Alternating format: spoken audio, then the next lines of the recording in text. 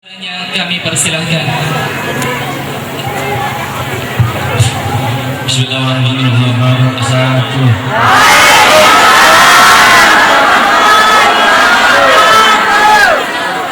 Bismillah walhamdulillah.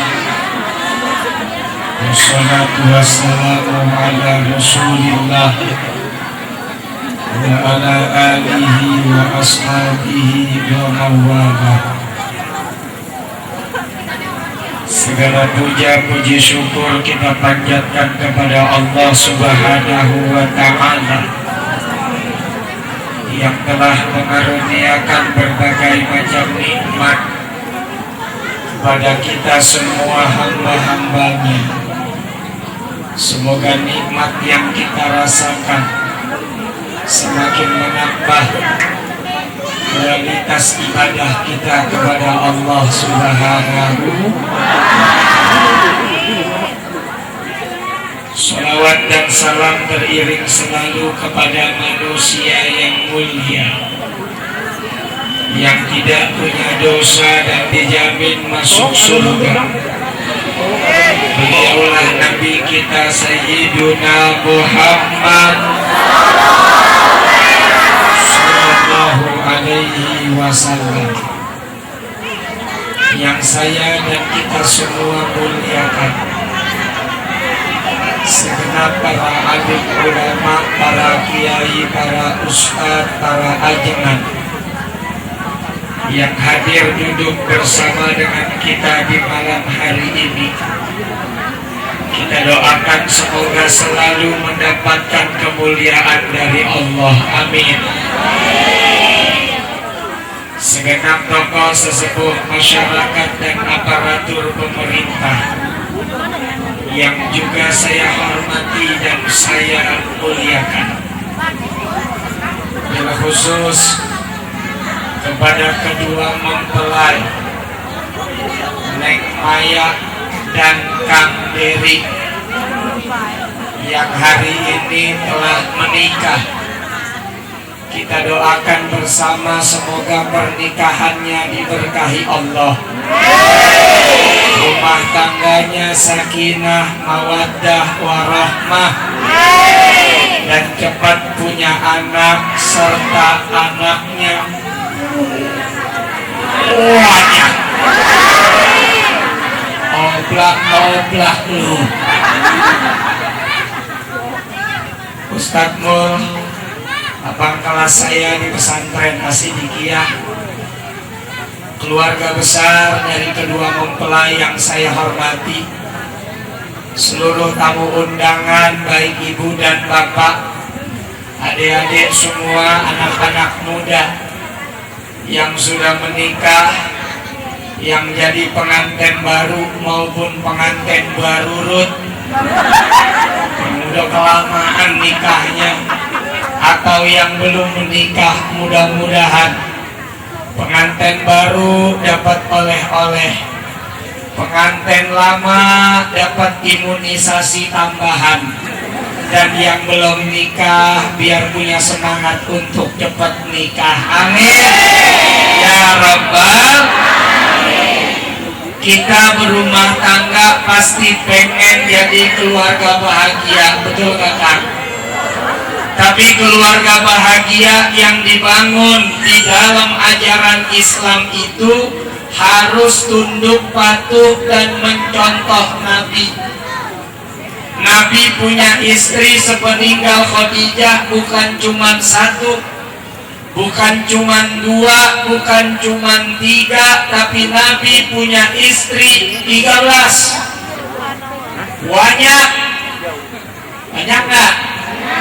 Tapi dari sekian banyak istri Nabi, rumah tangga Nabi bahagia. Kenapa begitu? Yang pertama resepnya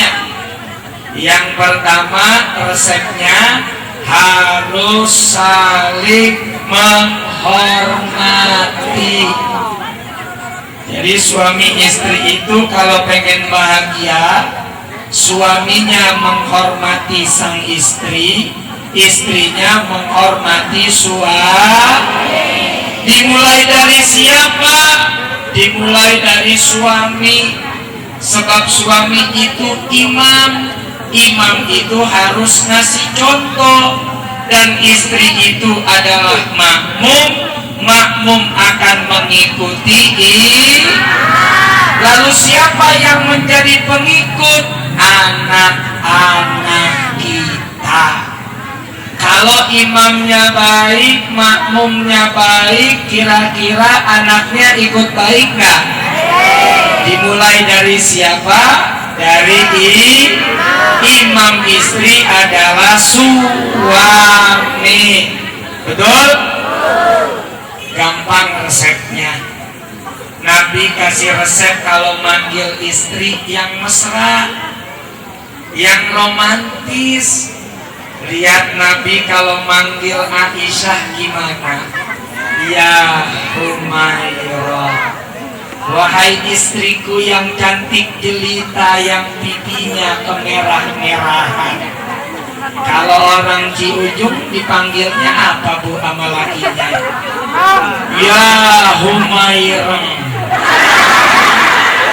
wahai istriku yang mukanya ireng alias hitam beluak. Lihat Nabi pengantenan gak lagi baru, umur udah tua, tapi manggil istri tetap mesra. Tahu apa pesannya Nabi? Seolah-olah Nabi pengen ngasih pesan begini, para suami, yang namanya hidup berumah tangga itu pasti ada kurang, ada lebih. Istrimu punya kelebihan, tapi dia juga punya kekurangan. Sama wahai para istri, suamimu punya kelebihan yang orang lain belum tentu punya, tapi di balik kelebihannya suamimu juga punya kekurangan. Jangan karena kekurangan itu lalu manggilnya kurang ajar. Dulu waktu masih muda, pengantin baru, manggilnya baby. Begitu kesel sama laki, berubah manggilnya Pani. Dosa. Dulu waktu masih muda, pengantin baru, manggilnya sayang. Sekarang berubah punya anak dua, manggilnya Peang. Dulu masih muda, pengantin baru, manggilnya cantik. Begitu punya anak satu, manggilnya burik. Dosa. Nabi ngajarin laki mesti sopan, manggil istri harus mesra. Sebab apa? Sebab hidup ini memang gak ada yang sempurna. Nobody perfect. Tidak ada manusia yang sempurna. Kesempurnaan manusia itu justru karena kekurangannya.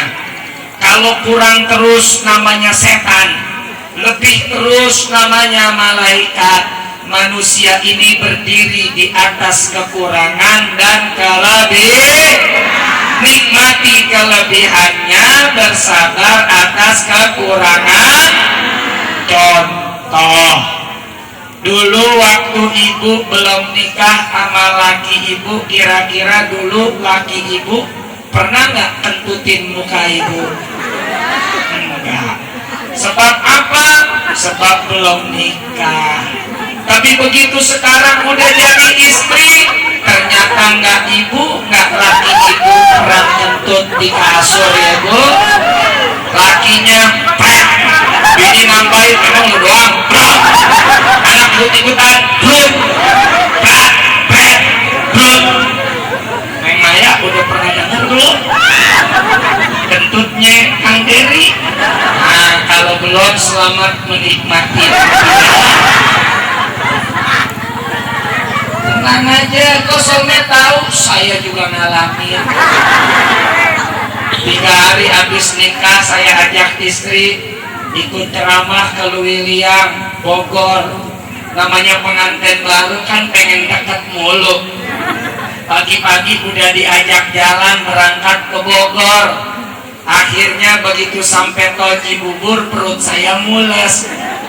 Terpaksa saya kentut. Bret. Bini saya kaget, dipikir punya suami ustad kentut sopan kali, ataunya kentut sembarangan juga. Kalau gak percaya tanyain aja bininya Kang Mul, emang sopan kentutnya. Kentut aja ya Bu. Akhirnya istri saya kaget, dia tanya, Bi, maksudnya baby? Iya dong, kalau manggil suami yang mesra, baby. Ya kalau anak ibu, anak bapak, manggilnya bapak, terus bininya manggilnya bapak, terus suami ibu mana? Anak ibu manggil bapak, terus ibu manggil suami ibu bapak juga, terus suami ibu mana? Masa panggilan anak sama bini sama? Pak, bapak, ada tamu, keluar dulu Pak, anak minta jajan. Pak, bagi duit Pak, sama. Lah terus suami ibu mana? Panggil Bu, Beb, Beb, sudah duduk sana, sudah ada tai ayam spesial.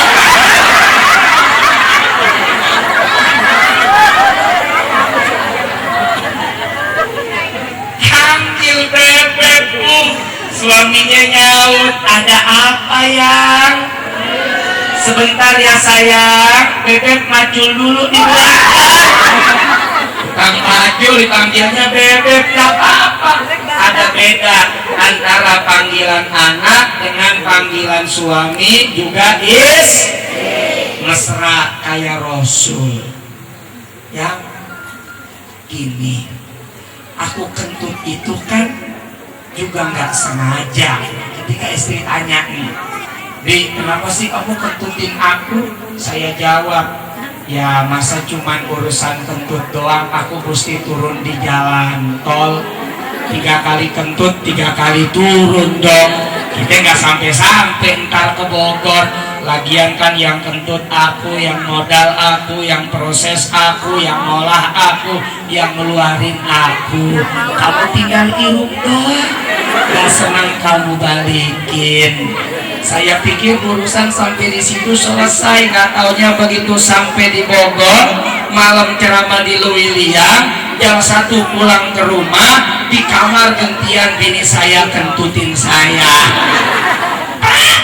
Maklum, istri saya kurus, kentutnya tipis. Saya protes, lah baru kali ini Ustadz dikentutin orang. Saya tanya, yang kok kamu kentutin aku? Dia jawab dengan gaya rock and rollnya, lah kan baby yang bilang kalau nggak senang balikin aja. Tuh aku balikin setengah modalnya. Tenang Kang Beri, nanti setengah modalnya dipulangin. Ini hidup. Jangan karena kekurangan suami kita terus istri jadi kurang ajar. Jangan karena kekurangan istri kita terus suami juga jadi semena-mena. Nabi mengajarkan di usia pengantinannya yang udah lama, umurnya sudah tua, tetap romantis kepada sang istri. Inilah satu resep agar supaya rumah tangga kita bahagia. 2. Kalau ibu pengen punya suami romantis, pengen nggak?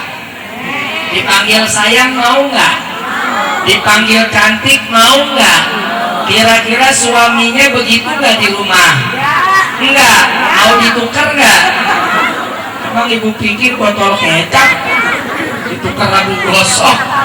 Justru biar suami ibu yang hadir pada dengar, ibu sampaikan salam saya Pak, kata soulmate. Mulai sekarang kita manggilnya yang mesra. Bapak panggil saya sayang, saya panggil bapak bebek. Insya Allah. Kalau ibu pengen begitu, punya suami yang romantis, hidup ini mesti balance.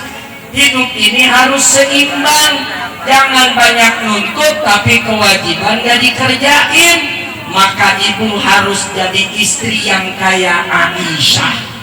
Siapa itu Aisyah? Istrinya Haji Rohim. Allah, gua lagi cerita Nabi, istrinya Haji Rohim. Rasul bin Rohim, istrinya Rasul. Gimana istrinya Rasul? Istrinya Rasul punya sifat manja. Manja tahu nggak? Maya tahu manja nggak? Mana jarang malu bawa asem. Manja, tahu manja? Genit, centil. Ntar gue contohin. Sama suami itu kudu genit, kudu centil. Suami pulang sambut dia, iya. Peringatan, tahu. Mandi gisono biar ganteng. Begitu lakinya habis mandi, puji dia. Tuh kan, keren, bagi duit dong. Ini dia nih.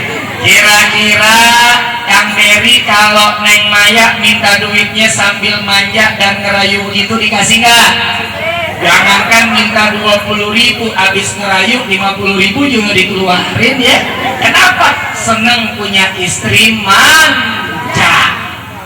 Jangan punya istri gagah, tegap, hebat, kuat kayak preman pasar. Manggilnya kurang ajar sama laki. Halo, naon siap? Emang lu doang yang bisa ngomelin gua? Jangan mentang-mentang lu laki suami main ngomel-ngomel ya. Gua juga bisa ngomelin lu. Dah sekarang gua pengen ngaji. Ntar kalau hujan turun lu angkatin tuh jemuranmu. Aduh, laki suruh ngangkatin jemuranmu. Udah begitu jemurannya isinya kacamata mulu lagi. Rusak. Ibu nikah sama suami karena suami kuat, suami gagah perkasa, dengan harapan suami bisa ngelindungin ibu. Ibu mau punya suami yang cocok deh. Emang lu aja ikat juga kali deh. Mau nggak? Nggak mau kan? Sama suami juga gitu. Dia memperistri ibu karena ibu perempuan. Perempuan itu hatinya lembut, jiwanya lembut, perasaannya halus. Kalau manggil juga lembut. Itu yang pertama ya.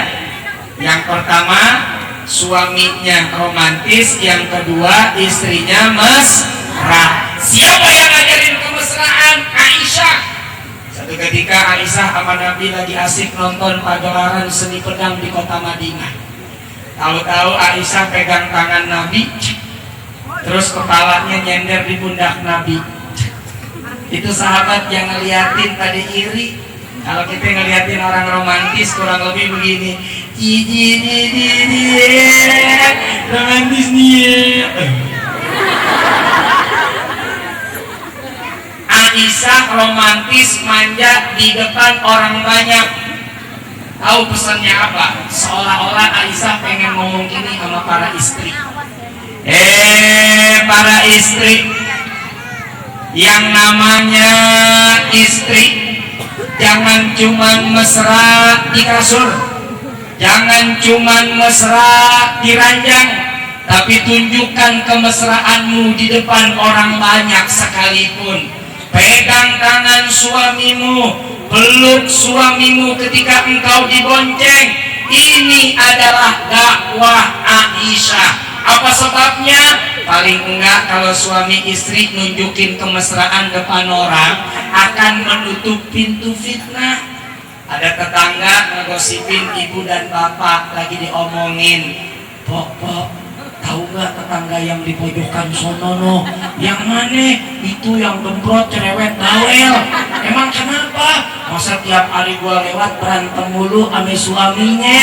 Gua lewat piring kebanting prang, gua balik gelas kebanting prang. Satu waktu gua denger bunyi gedebuk, anaknya kali itu dibanting. Paling 3 minggu lagi dia bercerai tuh. Lagi asik ngegosip, tahu-tahu suami istri yang digosipin keluar rumah pegangan tangan. Kira-kira yang ngegosipin malu nggak?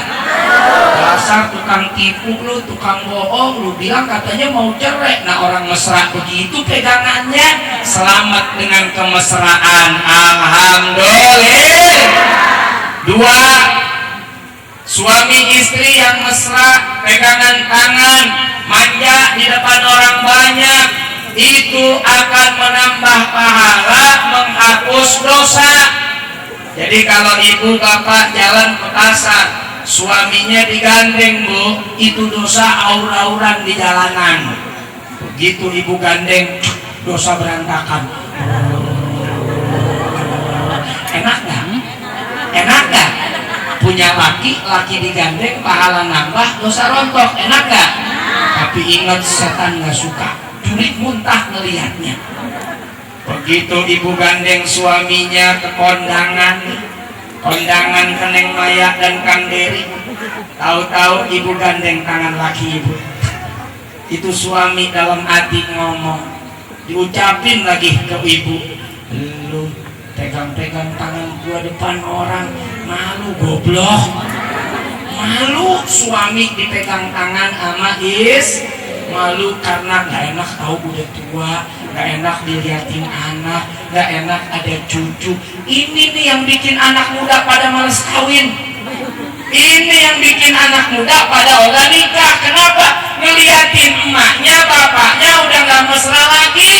Ayo anak muda ngomong, sekarang kita mesra-mesraan aja ya, kita lamain aja nikahnya. Ntar kalau nikah kita malu mau mesra-mesraan, kita gak enak sama anak kalau manja-manjaan. Gara-gara dia ngeliatin orang tuanya gak mesra, akhirnya tuh anak males nih. Dakwah pegang tangan, pahala rontok, dosa nambah. Dosa hilang, pahala nambah. Tapi kalau orang pacaran gimana? Pegang tangan gak puas, peluk pinggang gak puas, diempetin di pinggir California. Ya gue lewat banyak banget itu di pinggiran. Masya Allah. Tapi emang demen, kenapa? Emang setan seneng, gak bakalan digodain, justru malah disuruh ayo terusin. Kalau kurang puas lo empetin di walaupun pisang sono. Tapi kalau suami istri digoda suaminya, gak enak malu gengsi masa kayak gak ada tempat lain aja pegangan tangan depan orang tuh. Padahal pahala ibu bapak nambah, dosa ibu bapak rontok. Tapi setan gak mau dosa kita rontok. Bukan cuma suami yang digoda, istri juga digoda. Begitu naik motor sama suaminya dibonceng, bukan meluk suaminya, megang sadel belakang. Benar nggak? Ada nggak pak istri bapak yang begitu? Kalau ada ngetrilin pak. Kok jalannya begini pak? Iya, ibu sih keberatan di pojokan. Peluk dong. Jangan kalah sama anak-anak muda yang pacaran. Naik motor dijemput, motornya nungging, yang diboncengin nyungsep. Ada kelihatan lagi tungkirnya, punya bulu hitam keriput dah. Gue pengen masukin jangwes aja ke dalam tuh. Buluknya kenceng bener kayak anak kunyuk. Ibu peluk suaminya di motor, insya Allah begitu ibu peluk itu suami dalam hati mikir, ya Allah, ini yang meluk orang apa gorila ya. Bener. Udah kelamaan sih lu nggak meluk laki di motor. Dulu waktu pengantinan baru aja dah dipeluk. Jangan kurang lama-lama aku tak. Punya anak satu megang samping, punya anak dua megang sadel belakang. Hilang kemesraan kita, seolah-olah umur dan ketuaan itu membuat kita nggak pantas lagi mesra. No, Nabi tidak ngajarin itu sama umatnya. Nabi ajarkan lewat romantisnya Nabi memanggil istri. Aisyah ajarkan lewat kemesraan yang dia tunjukkan di depan orang banyak, seolah-olah Aisyah dan Nabi ingin memberikan informasi bahwa mencintai jangan karena fisik, jangan karena wajah, jangan karena harta, tapi karena Allah. Cintanya nggak akan pernah pupus kalau karena Allah Subhanahu. Cuma jangan ntar pulang ke rumah ngomong sama suami, Bu, bang, kata soulmate kita kalau mesra jangan cuma diranjang, kalau gitu kita telanjang aja bang di jalanan bang. Itu sih gila, bukan mesra. Tapi sekedar suami istri pegangan tangan, wajar gak? Istri dibonceng suami terus dipeluk suaminya di motor, wajar gak? Ini dakwah, Bu. Bukan cuma dakwah, tapi juga kita dapat pahala, dosa kita terhapus, plus menjadi penutup pintu fitnah. Alhamdulillah. 3, rumah tangga bukan cuman pengen senang sendiri, bukan cuman untuk kebahagiaan istri dan suami, tapi berumah tangga itu pasti pengen punya anak keturunan. Betul nggak? Ibu punya anak seneng nggak? Bahagia nggak? Ibu anak berapa ibu? 2. Seneng nggak? Seneng nggak? Senangnya di mana? Senangnya di mana itu? Pokoknya saya tahu-tahu beranak aja tiap minggu. Senangnya di mana ayo? Ibu anaknya berapa? 1. Senang nggak? Enak nggak? Saya mah belum tahu enaknya punya anak di mana, tapi enaknya bikin anak. Makanya buru-buru nikah, enak udah enak. Lagu sampai 2 kali nikah. Kan saking enaknya itu. Kan masih pacaran loh, pada ngerayu, jago banget loh. Bapak kamu kerja di PLN ya? Soalnya setiap ketemu kamu aku kesetrum mulu. Kaki lo nyekel di kabel, makanya kesetrum.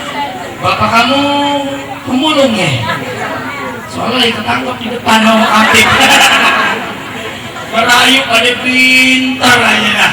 Nah, kalau udah pada nikah, ngerayunya dapat pahala. Buru-buru nikah, nikmat, enak, mantap. Punya anak bikin senang dunia akhirat. Senangnya di mana? 1, perempuan banyak di dunia ini pengen punya anak tapi belum dikasih sama Allah. 15 tahun nikah belum dapat anak, sedih. Sampai harus keluarin duit juta-jutaan, puluhan juta, dia urut terapi ke dokter, betul nggak? Neng Maya pengen cepat punya anak nggak? Pengen. Kalau diizinin sama Allah, tuh Kang Dery injot. Jangan pakai tangan. Minta nih, kita doain biar anaknya banyak, amin. Punya anak jangan 1, 2, 3, 4, 5, 6, 7, 8, 9, 10, enak. Anak 1 sakit, anak 2 masih lumayan sakit, kalau udah anak 4 tinggal katanya begitu, begitu. Saya nggak tahu juga, belum ngalamin. Doain biar saya cepat punya anak, amin. Ya Rabbal. Nih anak-anak ibu yang dilahirkan dengan penuh perjuangan dan penderitaan, jangan cuma nih anak bikin senang kita di dunia, tapi bikin senang kita di akhirat besok. Didik agama, Neng namanya siapa Neng? Ya, Neng ngantuk sih. Siapa?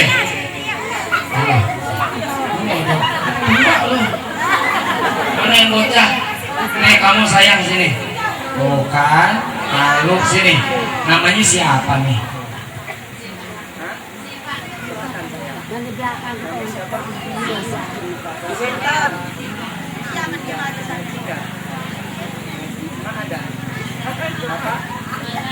Bapak ngaji nggak? Bisa baca doa buat orang tua. Alhamdulillah. Sifat ini mau jadi apa? jadi dokter. Kita doain biar jadi dokter, amin. Kamu namanya siapa, Dora? Ya, Dora. Sini namanya siapa? Atin malu-malu. Yang bocah mana bocah? Nah, yang baju kuning megang handphone. Sini, sini Neng. Ini jam. Ini jam. Nah, sini jam. Sekolah di mana? Tinggal pasir. Ini orang PT kucing. Tinggal di pasir. Ini kamu di pasir lu maksudnya? Oh, gue pikir lu tinggal di pasir. Sini Neng, sini jam lagi. Ngaji nggak? Punya bapak? Punya ibu? Ibu ngaji nggak? Bapak? Alhamdulillah. Bisa baca doa buat orang tua? Besok dia mau jadi apa? Jadi apa? Doain biar punya cita-cita yang bagus ya. Jadi dokter lagi, amin. Gini. Ibu punya anak, bapak punya anak, senang bahagia karena jutaan orang belum dikasih anak banyak. Bersyukurlah ibu yang sudah dititipkan anak sama Allah. Anak ini mahal. Inul Daratista aja pengen punya anak harus bayar 1 miliar lewat bayi tabung. Berapa di sini harga tabung? 12.000. Ya lu orang gue nanya bayi tabung LPG lu jawab. Bu, kalau bayi ditaruh LPG belum lahir meledak duluan. Berapa coba harga bayi tabung? 1 mil. Ibu punya anak 1, punya 1 miliar. Ibu anak 2 miliar. Yang anaknya 4 miliar. Anak 8 miliar. Anak 10 miliar. Makanya orang kampung sini mah kalau nggak punya duit jangan stres, jual aja anaknya. Jangan. Anak mahal tapi bukan barang dagangan. Anak titipan Allah yang harus dijaga. Gimana cara ngejagain anak? Titipin ilmu agama dan ilmu dunia. Insya Allah. Ayo kita tes rame-rame nih bocah, pada baca doa, bisa nggak? Ayo, Rabbighfirli wali walidayya.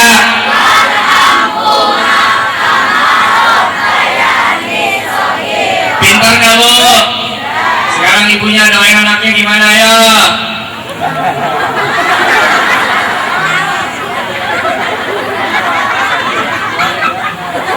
Allahumma inni a'udzu minal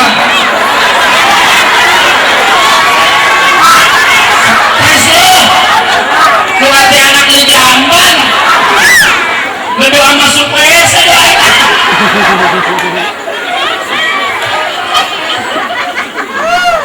ayo baca rame-rame Rabbana atina paling ngepul. Rabbana atina itu doa biar kredit panci ibu lunas. Masa lu doa buat anak Rabbana atina? Lu pikir anak lu penggorengan?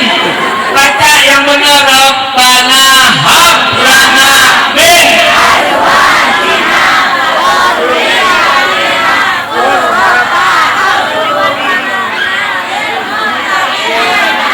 di sini lancar, di sono macet.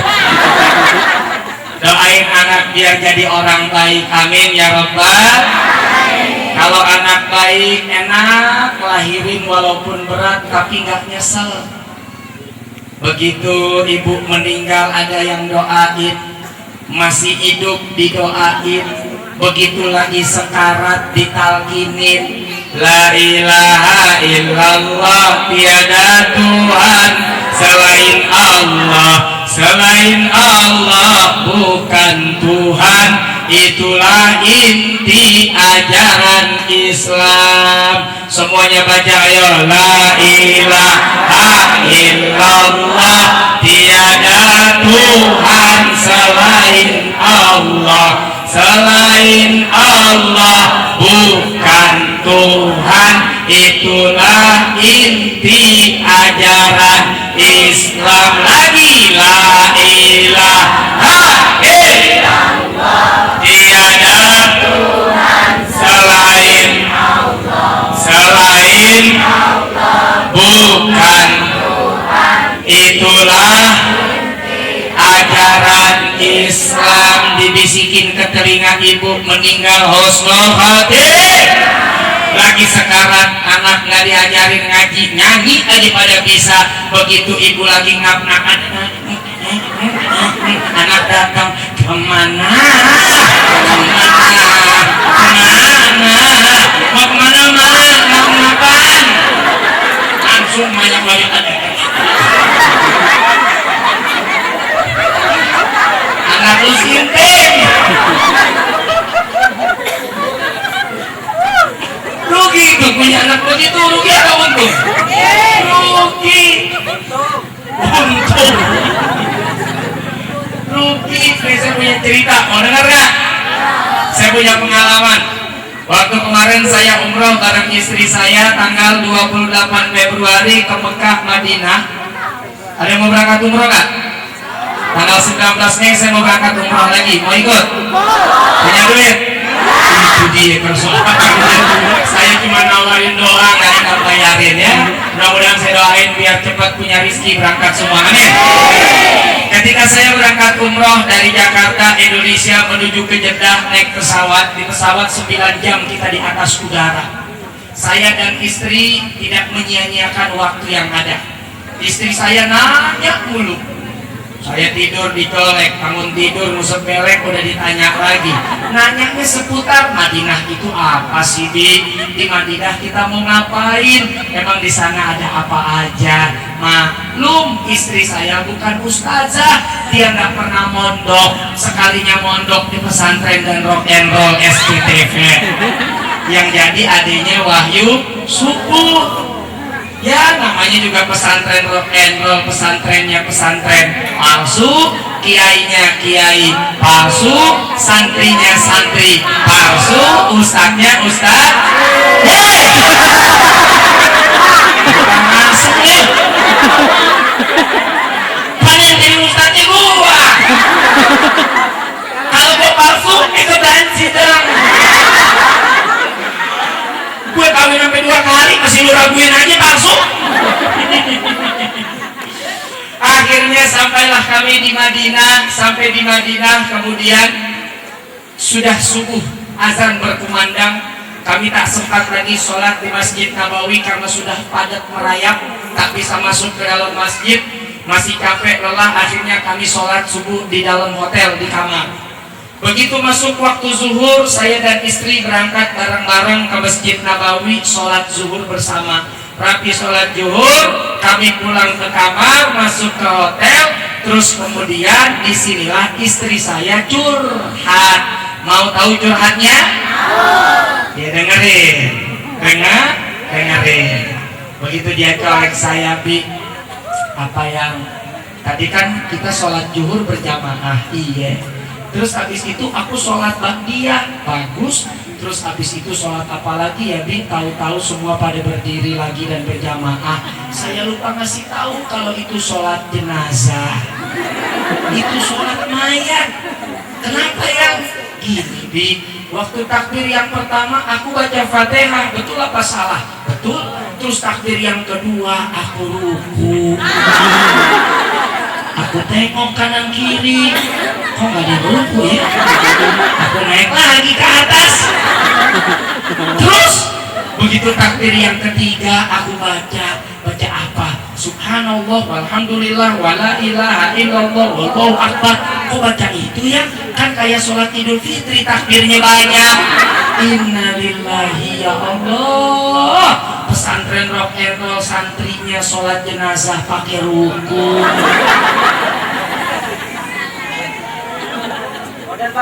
Model baru rock and roll. Akhirnya saya tanya dia, yang waktu kamu tadi ruku sholat jenazah ada orang Indonesia nggak yang lihat? Emang kenapa?